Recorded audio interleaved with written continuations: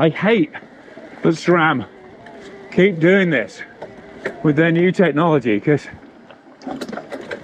this kind of game-changing performance is absolutely no good. Actually, for my cliche overuse or trying to maintain some sense of credible cynicism, I really wanted to feel like this was a step too far. But this Eagle Powertrain just feels so intuitive and works so well, even in its launch version. Damn, they've done it again. My name's Guy Kesterman. I've been a professional bike and kit tester for 25 years. But this is potentially one of the most significant products I've ridden in that time. Because this is SRAM'S new Eagle Powertrain E-MTB transmission. So what is Eagle Powertrain? What advantages does it offer? And most importantly, how does it ride? Okay, so a few runs in now, and the first takeaway is that riding uphill in and out of twisty corners, the only thing I've had to use so far on this bike is the rear brake. Otherwise, you can hear it. Shifting is just happening completely automatically and very intuitively. And to be honest, it's as much as the system is extremely impressive, what's really blowing me away at the moment is the load that Eagle will shift under. It's new T-type transmission. I mean, as an experienced rider, I've never given it this kind of abuse. And also there's a really nice, I mean, although it will do it automatically based in cadence, if you like deliberately manage the cadence yourself, it'll sense that you've dropped the pedaling speed, because that's what cadence is, and it'll just pre-shift. So you can completely like pre-select and have control over it through how you pedal. And it's kind of, yeah, I mean, my wife's just bought an automatic car, so I'm kind of completely new to the whole automatic shift landscape. But this, full disclosure, I kind of came on to today just going to, I don't know if e-bikes have gone too far with auto shift and kind of arse wiping on a whole new level, but yeah, I kind of thrown those morals out the window. This thing is just insanely fun and completely lets you get on with just riding, and in this mode, rallying. You know, it just normally, you know, you suddenly realise, I mean, yeah, I should know because I ride single speed a lot. Morning again. Don't mind me. You know, I appreciate what a clean bar and no thinking about shifting can do to your mindset, how much space it does leave on the kind of onboard ride computer to make most of the trail. And I think it frees up part of the system that's just about, oh god, no, am I really going to say this? Yeah, about pure joy, about simplicity. So in the same way, that kind of SRAM Axis T-type, you know, frees you up from having to time your shifts, this just takes it to the next level and just lets you totally think about the ride and your tire placement and your body position and just thinking about all that, and then you like literally one pedal turn there, a gear shift, two pedal turns, another gear shift. Absolutely spot on. And the minute you kind of switch off to making those gear shift decisions, you've got so much more headspace to pick lines and just concentrate on the flow and the trail. So yeah, I mean, obviously Shimano are doing auto shift as well, and I've not tried their system. From what I've heard, people who've tried both, SRAM'S seems to have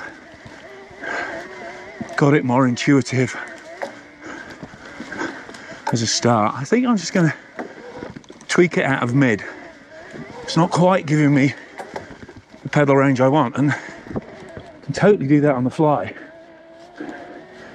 Yeah, just press and hold on the shifter for a couple of seconds, and that basically turns the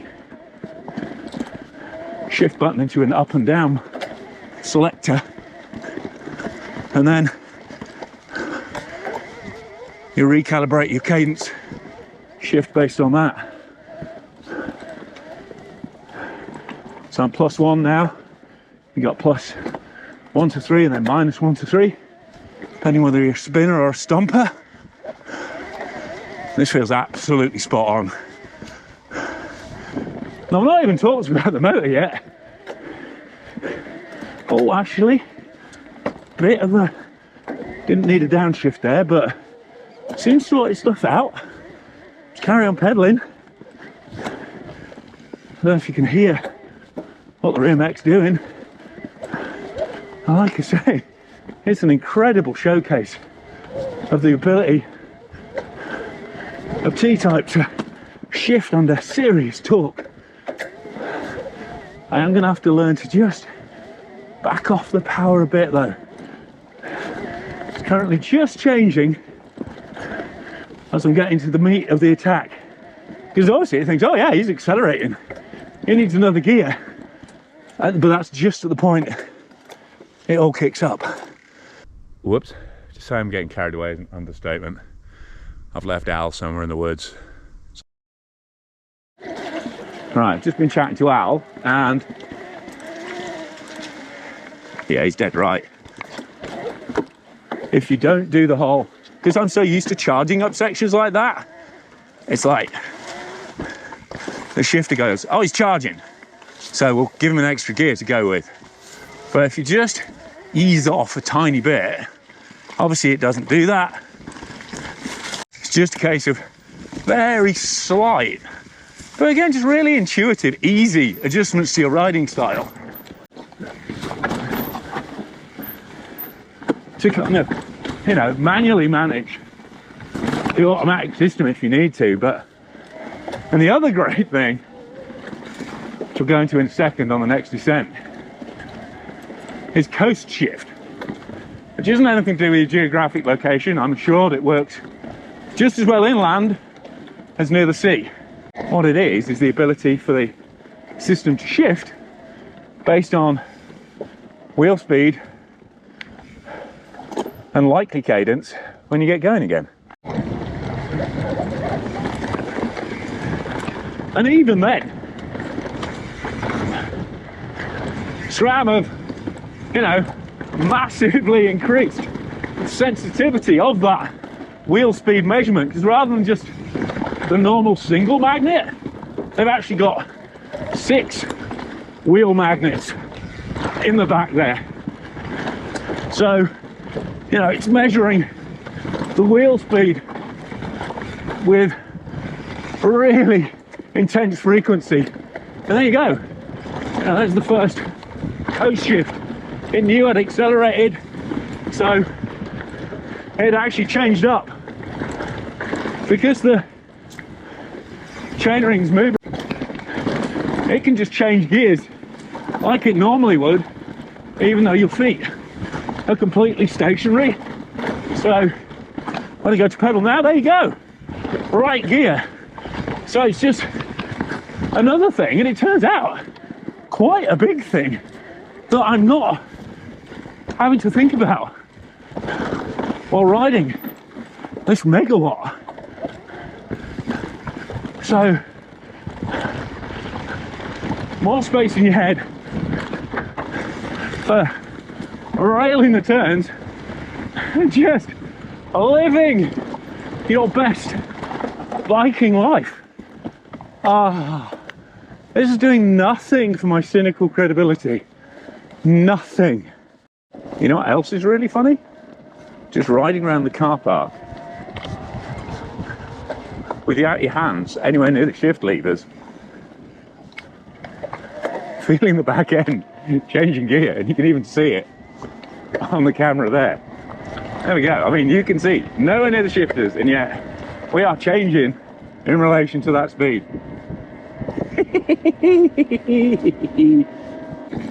So let's talk motor and controller and specifics.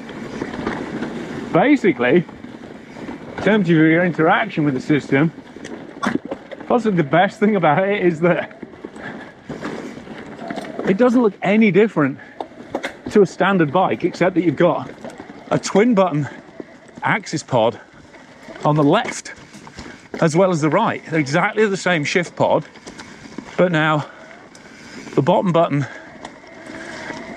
is still your seat post, still your axis seat post there, whereas top button is now your mode selector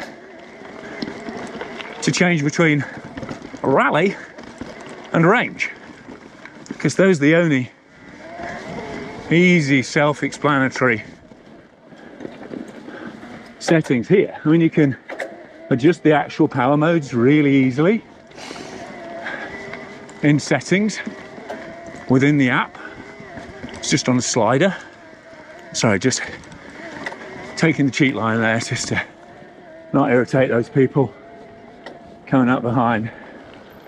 But again, really enjoying this +1 setting now. Seems to get on well with how I naturally pedal. It's just such an encouragement to just charge between corners. I'm riding seriously fast. And the motor itself, you know, it's a good, powerful mill. It's basically the same Brose motor that Specialized using their Levo. So it's a really well proven system, but you know, 90 Newton meters, 250 watts. It's top spec motor anyway. And in terms of motor support, it runs as standard about 690 topped out power in rally.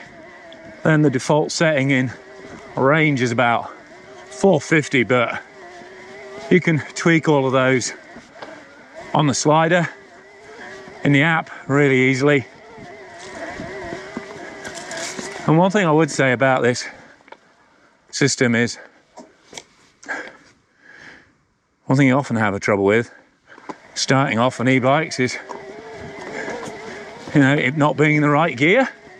Whereas even on the steepest stuff, I found that, yeah, there's a bit of a strain initially, but the second you're moving, I was about to say minute, but it's literally the second you're moving, you know, that rear mech is working to get you into the right gear to power up the hill. That's what you're feeling like, or just spin as well, because it does, you know, it's responding to the effort you're putting in and how fast you want those cranks to spin. Yeah, I mean, it's still moments where it's a little out, but it's fractions of a second. And this is the first ride before I've really kind of learnt to adapt.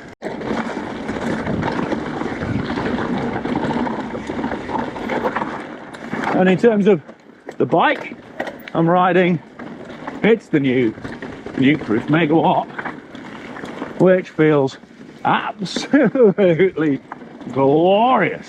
Still mullet, still superb handling. And well, I'm not quite allowed to talk about that yet. Plus, I'm kind of all consumed by enjoying this Eagle Powertrain right now. Oh, what else do I need to tell you? Battery options, 630 or 720 for now, with a range extender possibility on the 620. Oh, it's just, yeah, I actually got it wrong when I was talking about the coach shift before. The chainset is not constantly rotating. The motor just kicks in and turns it enough when it needs to make a coast shift to turn the chain for that to happen smoothly. So again, and this is, again, it's not something SRAM wants to shout about, but there is so much, hello dear, there is so much more kind of capacity in these sensors and the information that they're getting from what's already mounted on this bike, let alone if you add like flight attendant, their AI suspension system, to get even more tuning possibilities. This is very much kind of first gen, and all of those will come from firmware updates, not hardware updates. So, you know, there is the capacity to put in tilt sensors, power sensors, whatever. Anyway, as for a later chapter in this Eagle Powertrain story, all I know now is this thing works incredibly well, considering I've probably not even been riding it an hour. I've already made slight adjustments to my riding to get the best out of it, but they really are very minimal, very intuitive. And yeah, I've kind of gone from being, nah, e-bikes are doing too much now, I'm out, to just like, why would you not want this on an e-bike? Because for one thing, I'm always, I mean, you know, these aren't animals, they aren't sentient beings. You're not physically being cruel, you're not hurting them emotionally, but damn, e-bikes can really hurt a normal transmission mechanically. All those overloaded, mistimed shifts. Even for someone who's been riding for 35 years like I have, and started off with non-index downtube shifts on road bikes, I know how to pull a smooth shift out of most situations. But there are so many riders now who A, haven't got that level, even a fraction of that level of experience, don't really understand why they should, you know, be kind to the gears. I mean, it's the gear's job to change gear. You know, I know my daughter Honor, she's like, well, you should have changed gear. I'm like, no, you need to back off a bit. Be kind to it, help it. And I'm like, no, it's not doing its job properly. You should just do it. And that is undoubtedly common in the e-bike space. There's a lot of novice riders coming from kind of, I guess, motor sport, just driving expectations, where the technology is there to do all that shit for you. Sorry, do all that shift for you. But now, yeah, uh-oh. I mean, this, my only concern in terms of how it's going to affect the e-bike landscape is this is going to take what T-Type did to the gear shifting landscape and do that to the e-bike mountainscape in a whole nother level of kind of like, yeah, this is what I want. Not even interested in not having this tech, which is very impressive because it's a whole new element. I've not seen much buzz about the Shimano system or even when it's going to be available, but I think this is going to be first and foremost on people's shopping lists when it comes to choosing an e-bike. And yeah, I'm not gonna lie, I think it would be on mine. So it's really going to be interesting to see how other people respond, other brands, other manufacturers, because this is really, it has changed the game. It has absolutely changed the game. And whether you think it's an arse swipe too far and you're fine doing your own shifting, then well, there's no denying this does the job brilliantly. And I'm sure it's going to come at a significant premium in terms of price. I don't even know. I mean, even super slow speed like that, it's just sorting that gear shift out. The power feed is really intuitive. It's not something I've had to think about either. It's just next level e-biking. It really is. Oof. It's going to be a lot of SRAM got hate for dropping T-type into the mix and rendering a lot of bikes obsolete overnight, but Eagle Powertrain potentially does the same for the motor market. I genuinely think it does. It is, pun intended, that much of a shift in performance. As I say, this is kind of the tip of the interactive, intuitive iceberg. They're gonna drop into the ocean with this system going forward.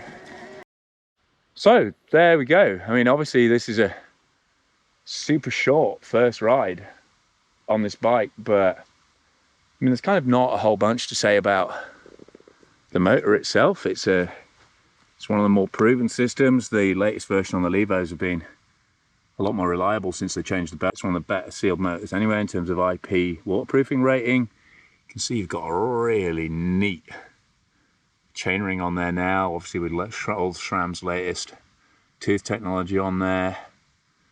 You've got, these are the XX ultralight carbon crank arms. I imagine there'll be a range of crank arms. I'll check with Al when I get back to the van, but I presume there's a range. And again, you know, it's XX on the back. This is top of the range, you know, this is a top spec bike. But for me, it's the fact that I love the fact that the bars are just completely kind of normal. There's no extra paraphernalia on there, and the switch gear feels super intuitive. It's you know, it's where you expect it to be. You don't even have to think about it, and obviously you're just using it a hell of a lot less. You know, it's got that same well, I don't know what they're calling it yet. I'll put that in the caption. It's basically that TC unit on the bars there. So, you know, you can change through all the different modes on there. You've got your basic battery information. You've got your +1 and all your different mode selectors there. And then, like I say, all you do on here is hold that down for 2 seconds and you can change it. Oh, wasn't quick enough. Hold that down, change +2, +3, or back down again, and then it just turns straight back into the previous mode. You've got rally, you've got range. Again, there's just much less thinking and more enjoying. It really is that simple. And I really, you know, I kind of I thought I'd had enough of it, but I thought they'd just got too smart. And I was going like, no, it's not even a mountain bike anymore. But I've just had an absolute ball today, and it's really brought home how much kind of shifting was an obstacle to enjoying an e-bike for an experienced rider. Even for an experienced rider. And I guess an inexperienced rider isn't going to realise how much damage they're going to do to their bike, because this thing is going to really help in terms of extending the lifespan of your system, because it's doing it when it should. There's less strain, there's less just kind of ugly shifts going on from people who aren't experienced enough to make the shifts at the right time. So it's a transmission win in terms of maintenance, in terms of your pedaling efficiency, and just having more space in your head to have the best ride. I sound like an advert. I hate it when I sound like an advert, and I kind of resent SRAM for doing this to me repeatedly. But yeah, I've come away from this properly convinced. I'd love to get on the system long term. Hopefully I can manage that throughout. That mere statement is I want to ride this more. Whereas I've never, apart from the bike that Sarah rides or Honor rides, it's nice having an e-bike around for them. But it's almost like a different game. Again, beyond e-biking somehow. Interesting. At the least, it's very, very interesting. And it'll be fascinating to see how much this catches on in the real world. At the moment, it's available on launch day, it's available on nuke-proof, propane, transition, and gas. But surely a lot of the big brands have got to jump on this sooner rather than later. Surely. And that obviously has big implications for, motor supplies going forwards. It's a real challenge to players like Bosch and Shimano, because their system, I don't know, they've been talking about their system. I haven't seen any bikes in the wild yet, but yeah, again, SRAM have at least thrown down the gauntlet. So, massive thanks to SRAM for letting me ride this bike just pre-embargo. I'll keep you in touch with any more developments on it. Like I say, this is very much the tip of the iceberg in terms of what they can do technically with this system.